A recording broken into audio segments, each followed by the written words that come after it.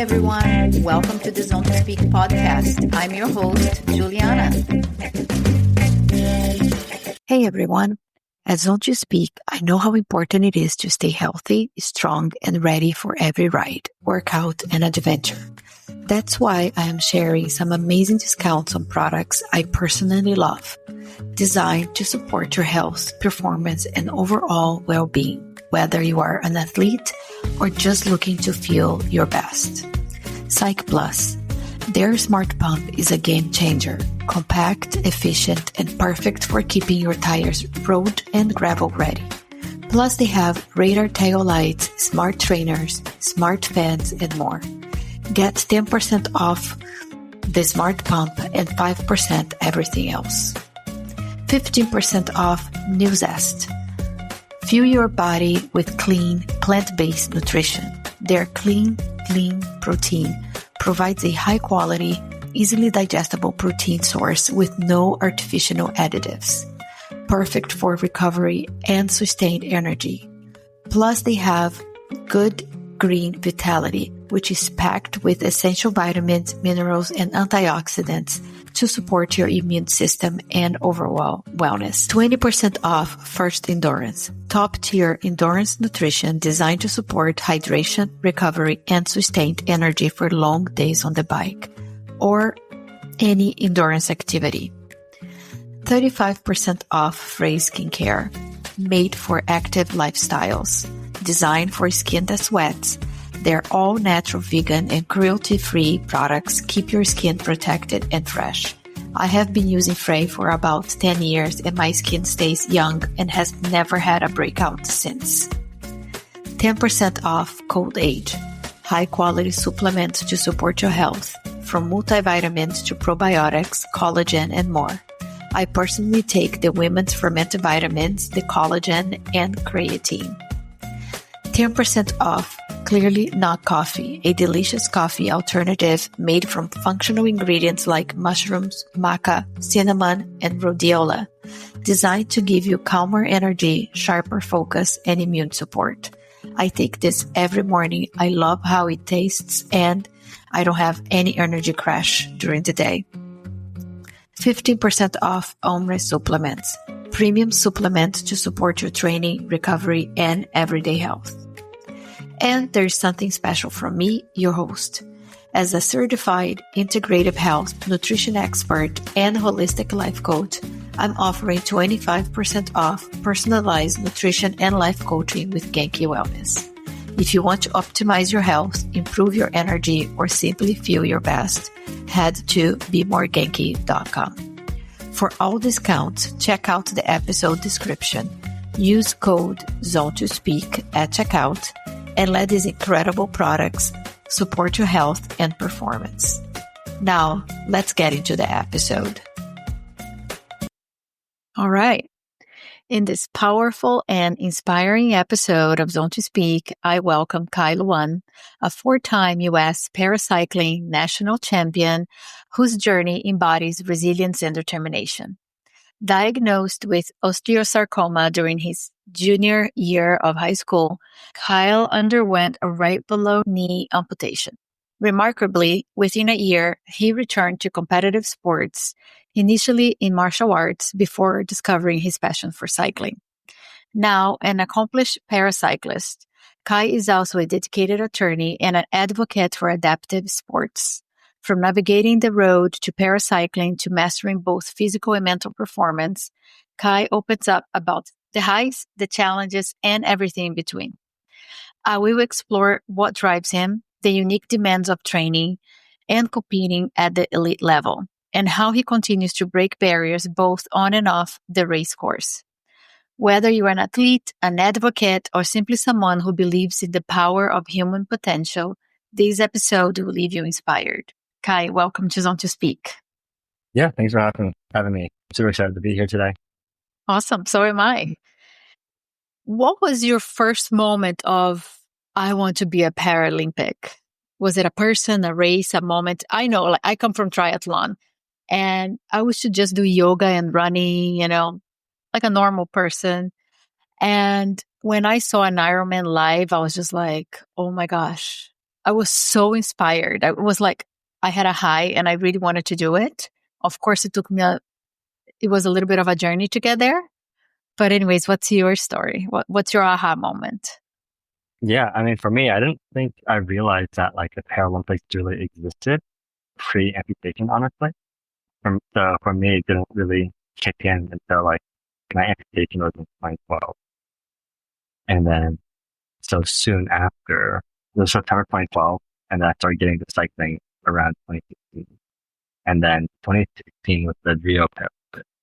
So I think I was just watching TV and then that happened to come on and it would have been August for that. So that made me realize there was like this entire category of sports that like wasn't commonly broadcasted. But nowadays with social media and everything, it's a lot easier for people to discover new things and new avenues. So it was definitely like, I think Instagram had a huge influence on me discovering parasports again. Because definitely when I first started getting to cycling after the amputation, because I didn't really ride bike before the amputation. The only adaptive athlete that I really knew of was blanking on the name, but he was a dual below the knee amputee runner from, I think, South Africa. So that was it. I didn't realize there was anything outside of running. So discovering the Paralympics in 2016 really opened up a whole new world for me in terms of that sport. And I've always been an athlete growing up. I did martial arts growing up. I played soccer, tennis, etc. And I ran cross country, track and field. But yeah, I think cycling was the one thing that I think really struck a core with me, and I fell deeply, deeply in love with it. Well, awesome. It's awesome to have in our community. And I wish there was more coverage on paracycling or any type of parasports because I personally love it. I think I even more inspired because it's hard to imagine going through that type of diagnosis and overcoming, and then I don't know. You correct me if I'm wrong, but almost starting from scratch and thriving. Yeah, I think it definitely depends on like how you enter the sport, because I know a few adaptive athletes, or let's just say adaptive cyclists, who there's this really strong cyclist in Minnesota called Mitch Dreckey. He was like a Cat 1-2 racer before he got into a car accident, and that's how he got to cyclist. So Okay. I think it's definitely different. Whereas like I discovered cycling after the amputation. So I never knew what like competitive cycling was with like two good legs, So like I think it's definitely different depending on like how you enter the sport and where you enter the sport. Because like I became so much more active after the amputation. Really? Yeah. So like I competed at rock climbing national champions back in 23, which was really fun. I never rock climbed before that really. And then this year I'm gonna, start doing triathlon, which should be really fun. But yeah, I hated swimming growing up. I mean, I still don't like swimming. Yeah. I think most triathletes don't like the swimming unless you come from a swimming background. We're all like, okay, today I gotta swim. Yeah. But like, I do think that I became more active post than I was pre, which is always fun. Yeah, it's good to see you smile. So tell me, you mentioned these other cyclists, Cat 1. So what was your journey getting into cycling and what's your classification now? What are some of unique aspects of training and racing in your category? Yeah, so for paracycling internationally, I think there are what's called 13 different classifications. So within each territory, you have different classifications, which tries to do their best on grouping people with similar disabilities with each other. Okay. So within cycling, you have 5 classifications for hand cyclists, age 1 to 5. And you have 5 classifications for uprights, C 1 through 5. You have, I believe, 2 for tricycles, and then you have 1 for tandems, which is for like visually impaired. So that makes it 13. I'm considered a C4, so below knee amputees, single below knee amputees pretty much all fall under C4 unless they have another disability that might bump them up or down to C3. And then a lot of the other athletes in my classification, I think drop foot is a common one because you don't have control of your calf, I believe. I'm not entirely sure about that. But every year, the USA Paralympic Cycling, they host what's called a paracycling event where like athletes come and get classified into what, classification they become. And then based on that, you have different steps. So for cycling, paracycling, there's only road and track. I don't do any track stuff. But for road, you have time trials and road races. So in the C's, C1 and C2 do 15-kilometer time trials, give or take, plus 2 kilometers. C3 will sometimes do 15 or sometimes do 30. I feel like it's switching it around lately. And then C4 and C5 do 30K. And then on the road races, it's usually around like 40K plus C1, 2, and then C3s are once again split in the middle. Sometimes they'll do the C1, 2 distance, sometimes they'll do the 4, 5 distance. Okay. And then I think what's unique about paracycling that a lot of people don't know, which I found super interesting, is that like the C4, 5 road races will race together across the two different classifications. And the way to tell who's in your classification is by helmet color. So for paracycling, you have specific helmet colors depending on what classification you're in. So luckily C4 is white. All my helmets are white already. I didn't have to buy a new helmet. Nice. But yeah, one of my friends is a C3 and he had to go out and I think initially he just painted his helmet blue. So that's funny. Yeah. And did they put the categories together just to have more people, or would you know? Domestically, I think it does help having more people. Yeah. There aren't that many paracyclists to compete nationally. So it's always more fun racing with more people, whether or not they're in your category or not. Internationally, the fields are much bigger, but I do think that having like an 80-person field is way more fun than having a 40-person field, especially because you're racing across different classifications. You can look at the helmet colors and say, all right, I can work with them because they're not in my classification.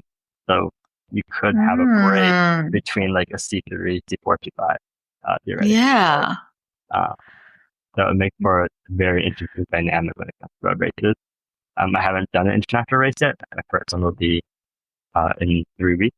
So I'm really stoked for that. Nice. Where is it? The time trial is going to be Austin, Belgium. And then the road race will be in Bruges. Sorry for butchering the pronunciation. I wouldn't be able to tell either.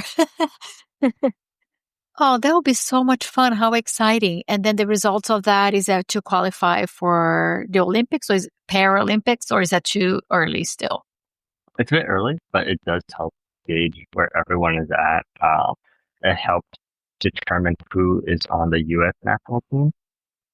So the U.S. national team will go look at World Cup results, paracycling World Cup results, paracycling World Champion results, and like some domestic U.S. results, like the U.S. Paralympic time trial open, and sometimes they'll also look at paranational.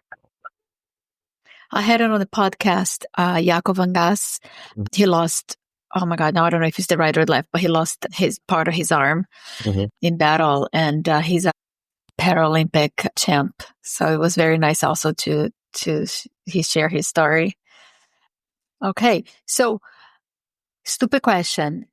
Does your training differ from regular cyclists? Like, is it any different? I wouldn't think so.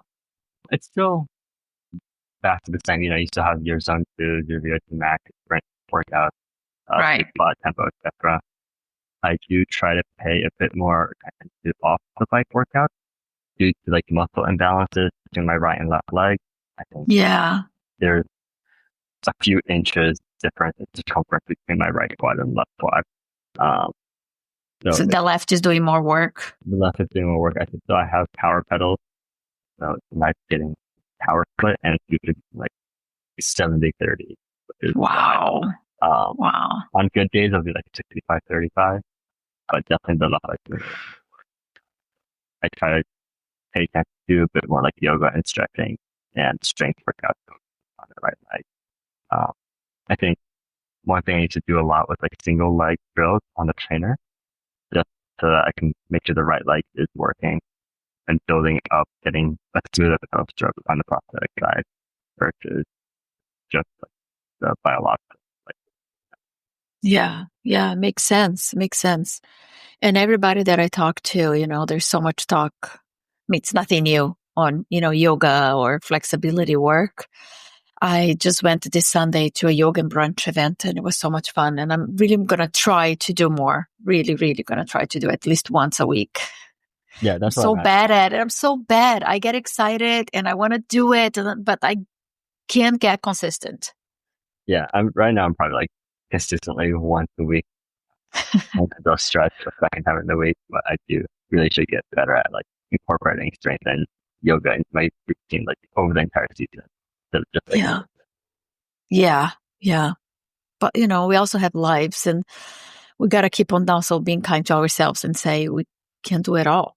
But yeah, you are on the trajectory to the Olympics. So that's hopefully. what I'm gathering. You Paralympics. Sorry. Yeah, I mean, yeah, the goal is to make the LA 28 Olympic team. That'll be a dream come true. No, I'm not gonna lie, but there's definitely a lot of really strong competition. I think right now, especially in paracycling, we've had a huge influx of new paracyclists, which is fantastic for the sport. It's super nice, like going to a race and not having more than like one person to compete against. It's super fun. Even like, there was a gravel race, I think, last year or 2 years ago at Mid-South, and I didn't make a podium. And I was so happy about that because it meant there were enough people I was racing against that I could have made, I think. Yeah. So I think just right now in Paris. Competition drives you too. Yeah, exactly. Like I want to, I think you work harder sometimes because depends on your mindset, but growth mindset, obviously you're happy that there are more people joining and you're happy to have competition and get stronger. No, especially like right now, there's a really strong C4 and C5 in the US, which is fantastic. It's always nice having people to chat with. Everyone's super tight knit and close. Even though we are competitors on the sport, we all talk.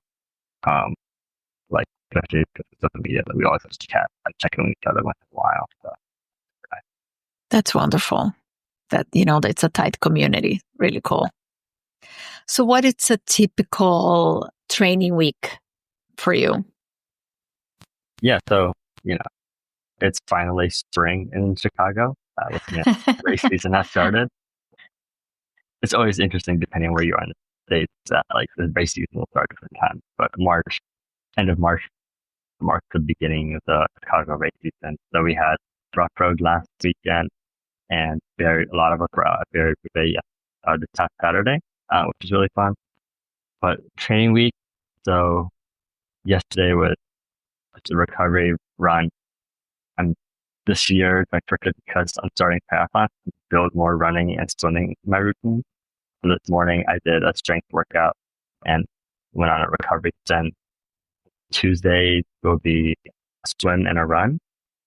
Wednesday we'll do intervals. Thursdays will be done to Friday, would depend on if I have a race on a weekend or not. It might be recovery, it might be more too. And then the weekend will just depend on like to have race day. So there's 2 trips in Chicago this weekend.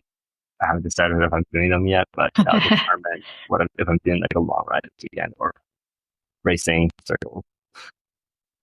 Well, are you doing the triathlon for fun or testing it out to see if it's something else you want to pursue more seriously? Both. Both. I mean, I mentioned earlier I really don't like it. I'm a tough runner. But I did used to run cross country and track and field in high school, and I did enjoy that. I had a really good crew I was training with in high school. It was nice just building running back into my routine in general. And it all kind of lined up that like this year was the first year that so Illinois passed a bill that says that insurance companies have to cover sport specific prosthetic devices.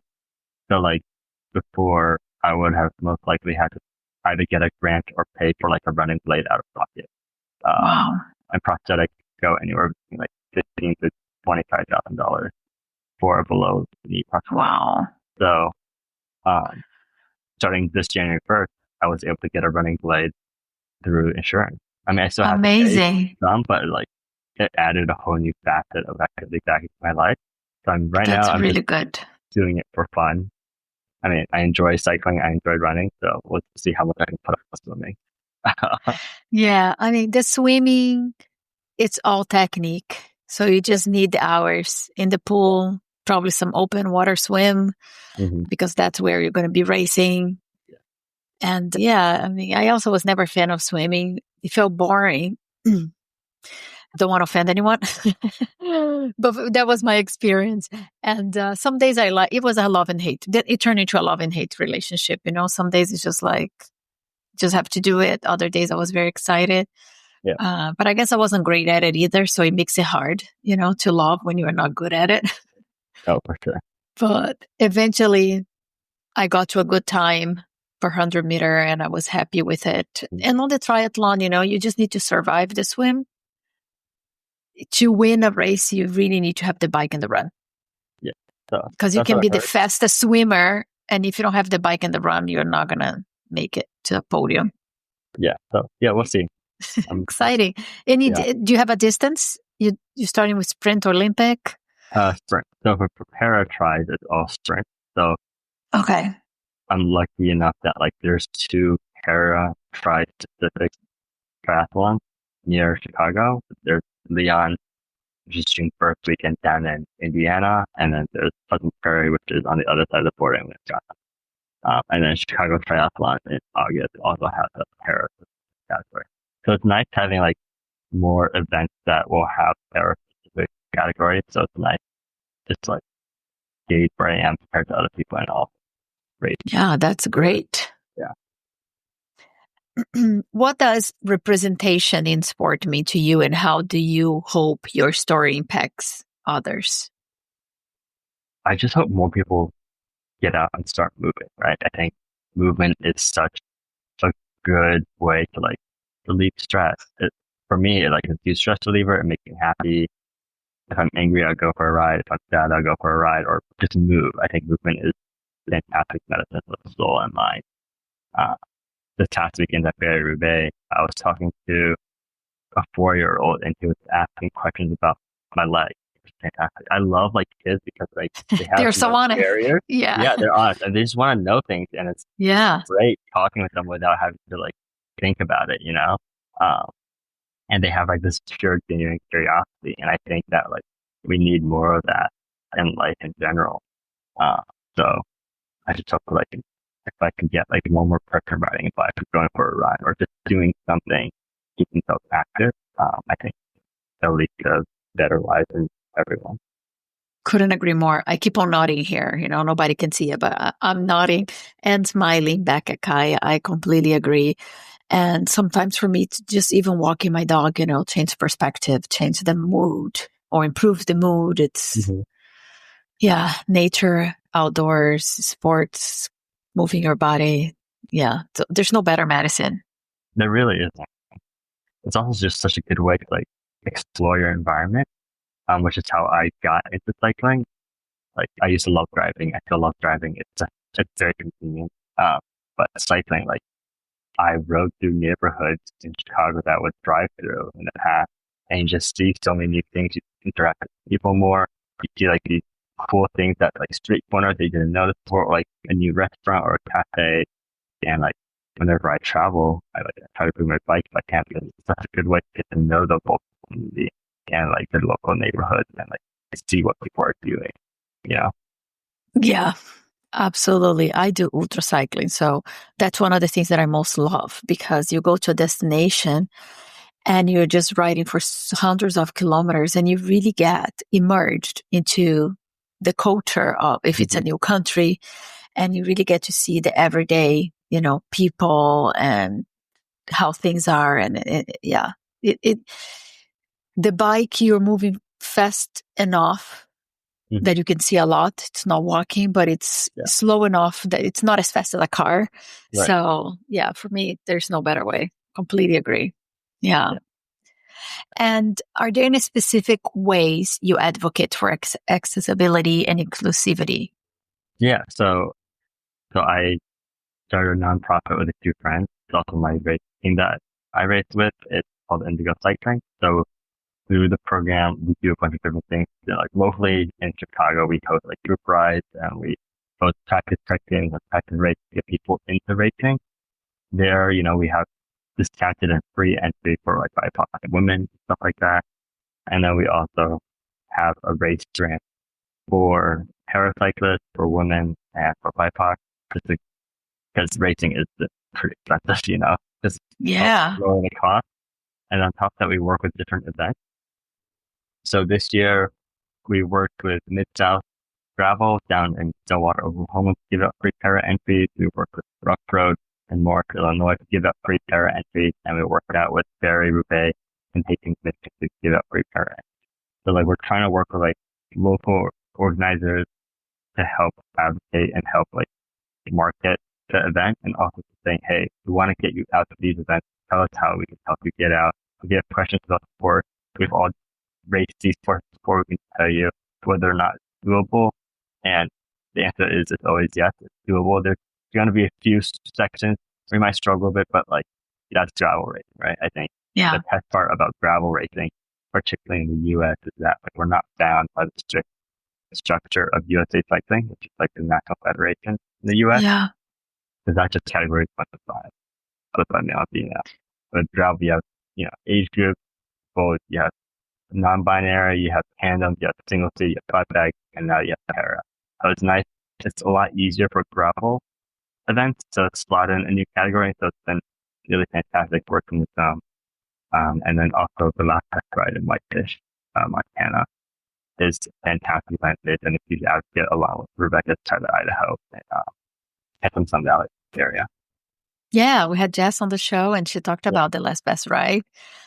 So let me just see, I don't know if I misunderstood, but I get that it's easier for something that is not regulated to add a new category, and that's wonderful. What an amazing, incredible work you're doing. It's incredible.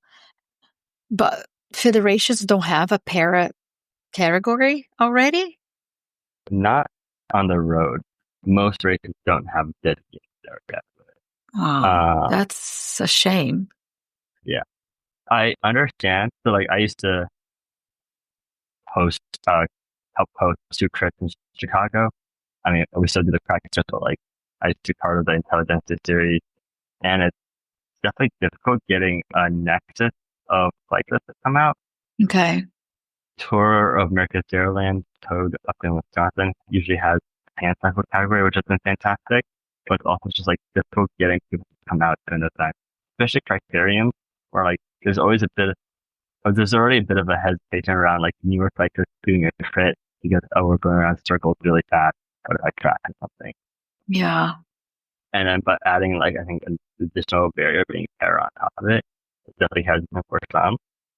Like even at the national level, we don't always have a national crit race.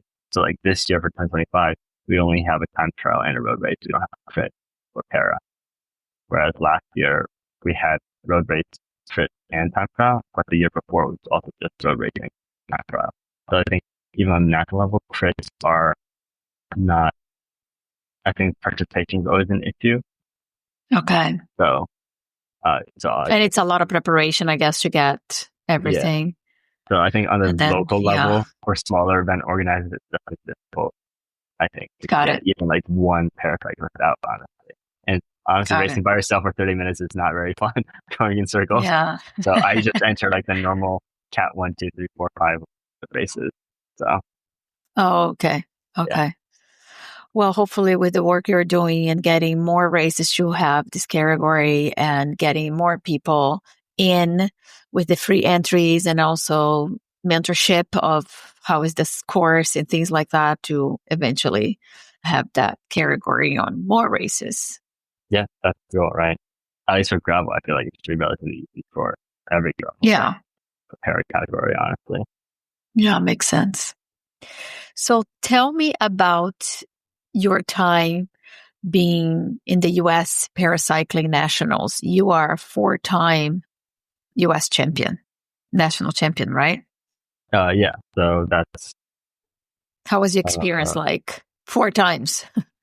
Yeah, I mean, it's fun. So like one of them was an esports national champion. That was the first one back in 22, I believe.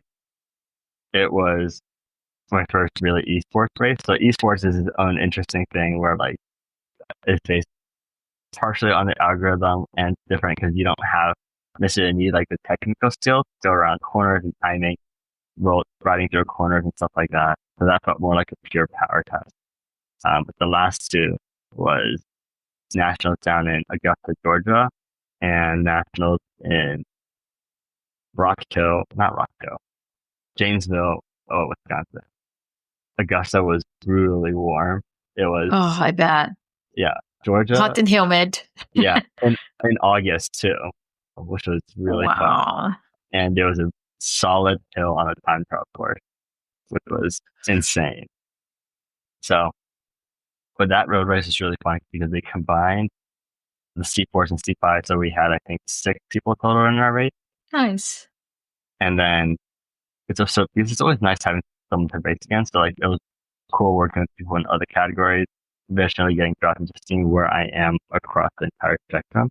Because after a US domestic race, they'll release a category or like an overall ranking of where you are compared to all the other paracyclists that race that day across all the classifications.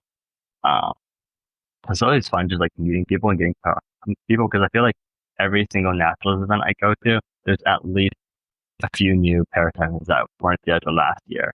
And it's always a mix of like who goes, who doesn't show up. It's nice catching people 1 year and then seeing them 2, 3 years later and just seeing what they've been up to and seeing how strong they got. Because everyone's improving year by year, and I feel like the times are getting faster, and it's insane. Everyone's like working really hard for LA. Yeah, it's crazy. The field is getting faster and faster for everyone. But I guess, in the paracycling, the community is even smaller. So yeah, I bet you see a lot of the same people every race. And how was it like being on the podium and crowned like national champion? I mean, it was a good feeling. I'm not gonna lie. It's I partially it's like it's cool being recognized. I think it's definitely Yeah, when we you put talk a about lot of hard work into it. yeah, but it's also like talking about representation. Cycling, there aren't very many Asians in cycling, which is still being recognized that way, and also paracycling on top of that. So it's definitely like validation for like the training that I put in, and then also training that others have put in. It's like huge thanks to like all the event organizers who do have paracycling categories. Uh, because I know it's extra work for them to cost and like negotiating with sponsors saying, hey, we need an extra set of prizes for this and that, everything. So I think it takes like a huge community to put on every single race, and even if just to add a single category. So Yeah, that's true. So we talked paracycling, we mm. talked triathlons. Anything beyond that? Is there any dream project or adventure that you would love to pursue? Oh, so you mentioned ultra cycling. I'm doing my first ultra cycling race this year. Wow. Tell me more. There's a race that starts in Chicago called the Michigami. There's two Okay. versions. The full Michigami. So Lake Michigan is the only Great Lake out of 5 Great Lakes systems probably in the U.S. So the Michigami race starts in Chicago, goes all the way around to Lake Michigan through Wisconsin, Michigan, Indiana, and back to Chicago. There's also Wow. How many kilometers is that? so that's 1,000 miles. Okay. So I about 1,600 kilometers. Yeah, I'm doing half of it. So I'm doing about 800 kilometers. So which is a lot. yeah, so you go up to Wisconsin, you take a ferry across the lake, and then you ride. Then that'll bring you to Michigan, and then you ride south from there, and then back to Chicago. So it's like 484 miles, I think, or something like that. So yeah, about 800K and about 10 to 11,000 feet of climbing, which I think just under like about 4,000 meters of climbing probably. Okay. So relatively flat for the distance, but it's a lot Yeah. of. But I was looking at the course yesterday actually, and it seems like majority of the elevation is in the last like I was going to say, don't be Okay. fooled because sometimes, it's all at once or something like that. It's a lot of rollers in Michigan. Michigan is not flat.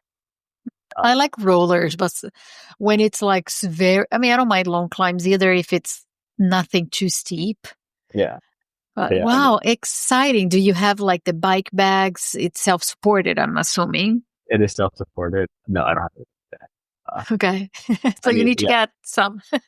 Yeah. Do you have any recommendations for my first ultracycling event? Oh my gosh. Yeah, I would say have fun and don't bother what other people are doing, where they are on the map. I think for me, I mean, at least for me, ultracycling, it's all about the adventure. For sure, test everything that you're taking with you because it's a lot of kilometers and you don't want to scratch, because of something you didn't test or something like lights, the bags, because some bags, can need to fit your bike, need to fit your riding style so it doesn't rub on your knee or something like that, and easy to access so you can open and close things. Yeah. What else? Eat everything you want on the way because you're going to need all the calories possible. And yeah, what power banks to charge everything, a good bike light, safety first, and at night, you need some light. Oh my gosh, you're in for a treat. We need to chat afterwards. I want to know how you went. My goal is to not sleep during it. So. Ooh, wow. You can do it. Yeah, I never done it. I need to sleep. So I think every ultracyclist I have on the podcast, we talk about what is your sleep strategy. Some people sleep very little and smash it during the day, and others just smash it and don't sleep. Yeah. So, I mean, I do plan on sleeping, but like it's going to be built-in sleep. So because of the ferry ride, the ferry leaves at 1 a.m. Okay. And it'll get to the other side, I think, around like 5, 6 a.m. So great. So like you 3-4 hours of built-in sleep, and then I'll do the last like 280 miles. Hopefully, that will be a long day on the bike. Yeah. You can do it. Yeah, it'll be fun. It'll be a challenge. Yeah. Yeah. Looking forward to it. Really cool. Really cool. And I know you're sponsored by Salt Sticks, so bring all the salt sticks. Oh, yeah. You can. A can. lot of salt sticks. It's been great working with them for sure. Yeah. Okay. So just some hopefully fun questions. You have a personal love for bubble tea? Yes. Oh, bubble tea. So good. Is this your go-to indulgence? When I'm off the bike, yeah. When I'm on the bike, it's actually shaved ice or a slushy. Especially like after a long ride. Like, yes, a coffee stop is nice, but going to like a gas station and getting a slushy or going to a shaved ice store. Oh, that sounds good. You get sugar. It cools you down. Like it's water. It has everything you need as a cyclist. Yeah, that's ultimate. Yeah, I agree. Yeah. I agree. Yeah. Yeah, the US is amazing because of that. That's one thing on your ultra. Hopefully, you go through a lot of gas stations, because some destinations are more challenging than others, but US gas stations are top resupply spots. Yeah, like I know I can get every gas station. I can pick a protein bar. I can pick a Gatorade. I can get a slushy. I can get a hot dog probably or a pizza from Casey's. Yeah, you're good. Travel tales. You have traveled to various places and for competition and leisure. Is there a particular destination that left a lasting impression on you? Oh yeah, easily. So like, we were just talking about Justin the last time. That's easily like my favorite gravel ride. Every single year I try to go. So this year we went there. They're going. White Fishes, beautiful town. The locals are super friendly. They're always super happy to have us. Just as a lot of good community through her scholarship. And then the location, you're like 30 minutes in Glacier National Park, which is also my favorite national park I think in the U.S. And then from there, I biked to the Canadian border because that's 20-ish miles from Glacier, I want to say. So like, wow, it's a huge, great way to spend a week. And then just a few hours outside, you have Yellowstone and Grand Teton. So like, I'm like in love with the Northwest. It is beautiful. It's gorgeous. Yeah, I've been to Montana once. I drove cross country from New York to San Francisco and then did a detour. Yeah. Went a little bit more north and yeah, gorgeous. Yeah. How about culinary adventures? You are a Chicago native. Do you have a favorite local dish? Oh, that's so hard. I like soups a lot. Really? Which isn't like a Chicago specialty. Like Chicago's known for hot dog, The dip dish. Yeah, pizza. Yeah. both are good at times, but like I love soups in general. So like if I'm going somewhere, like a noodle soup or like chicken and rice or like something soupy, French onion soup. A good soup, usually a bit salty. There's always protein in there. There's usually you can get carbs in there, and like all the soup itself brings the hydration. But I love eating soup the night before a race. There's no right or wrong answer, so Yeah, it's all good. Soup is so good. Easily Yeah. type of food for me. Really?